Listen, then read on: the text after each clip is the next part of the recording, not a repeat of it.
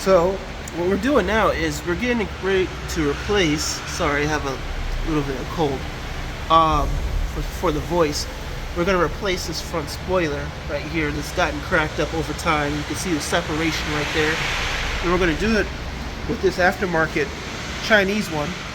I'm going to see how it turns out. Now typically you have to use a heat gun or heat it up with some water. I've seen some different people do it because they say the fit is a little bit tight.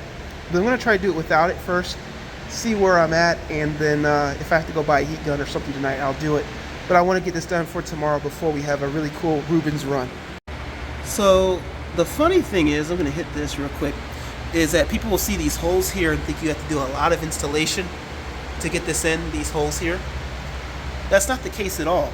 All you really have to do is remove two Phillips head screwdrivers, one on this side and one on the other, and you should be able to pull it off. Now from the instructions, I hear a lot of people say start from the middle and work your way back out. I'm going to try and start this up and see how hard it's going to be. So I just finished removing this screw. Came out pretty easy. Set that here. Let's see if any of this, oh, there's a little interior piece there. If this comes apart. Oh, this seems pretty simple. Just start working. See that separation right here. Start working this through the rest of the way. And oh yeah, this part I'm gonna put the phone down because I want to make sure I get all this piece together at one time. So there we go. Got it all the way off. Fairly simple to do. Like I said, just two screws on each side. And now at this point, I'm gonna try to start putting the new one on.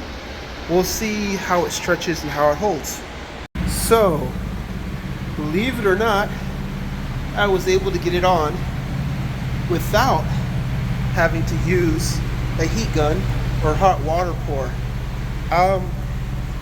To be honest, I tried to start from the middle and work my way around, but I just really pushed back on one side here and pulled, readjusted, pulled some more, used a little bit of this tool right here to kind of pry right here, and you see it's in there, and that was scuff that came, just a defect. I'm not worried about it.